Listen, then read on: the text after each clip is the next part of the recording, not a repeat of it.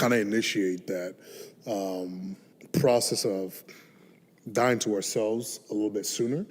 So, because we do know, hey, the honeymoon phase is going to end. So let me learn to die to myself in this capacity, even in a dating stage, to where hopefully that carries into like when we are married. Because I think that's the part that I kind of heard from you in terms of like some people aren't willing to die to themselves because it's about me. Yep. You know, it's about me and my preferences and how I do things and everything else. But it's because as you were talking, I was like, man, maybe I should be like a marriage counselor, just teach people how to die to themselves. But not use those words and then not tell them I'm a Christian. So like, man, you're so wise. I'm like, nah, I just stole that from the Bible, right? Exactly. But how do you kind of start that process of, I need to learn how to die to myself because I know 2-3 years from now, that's what's going to be required for me. I don't know if innately and without the challenge of marriage and the full commitment of that, you know, that decision, I don't know if you can.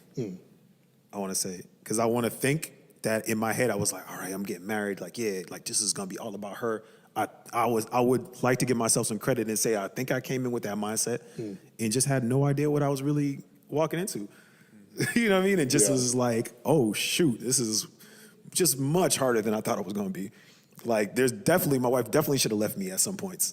Like, she would have been, and if she would have left me, she would have been justified. And there's definitely times where, like, I feel like I could have left her, and I felt like I would have had excuses and been justified.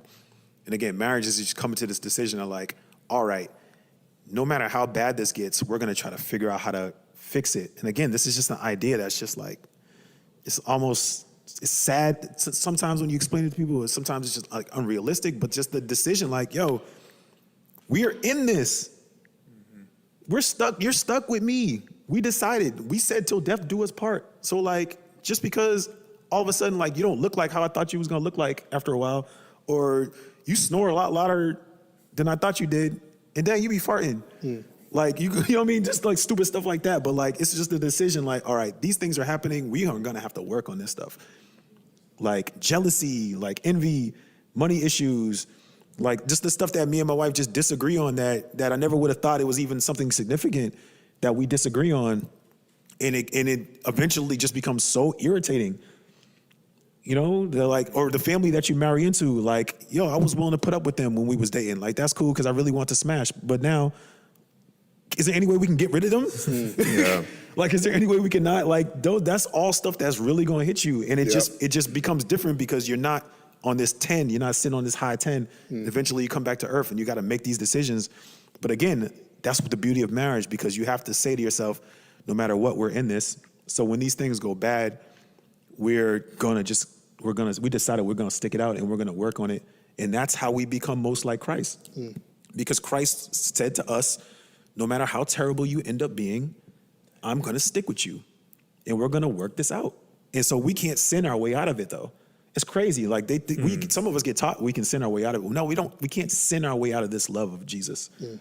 My kids can't sin their way out of my love. I know this now. My kids can be as bad as they want. I might even kick my kids out the house, but I will never stop loving them. I might stop blessing them the same way. I might not give them a car because I'm like, yo, you're going to crash that joint. I might not give them $1 million because they might waste it and squander it. But I'm not going to just say I don't love you no more. I still love you. Because probably with the parable of the talents, like the master that gave them each the talents, to the analogy of Jesus, like still loved them, like just didn't give them the same if they didn't steward it well. Like, and we're not gonna escape from this love. And that would, in a lot of ways, that's the one-sided version of the relationship. And so in marriage, we're supposed to be both coming with that energy, like, yeah, no matter what, I'm fighting for you, I'm willing to die for you. Husband, be ready to die for your wife. Like, that's what that comes from. That's what Christ is just trying to show us what this is supposed to look like. And if we really nail it, that's when we look like Jesus. And that's the goal of marriage, for us to come out looking like Jesus. And I don't know very many ways that we can achieve that without marriage. I feel like marriage is like one of the only ways that I ever would have sacrificed the stuff that I've sacrificed as a person.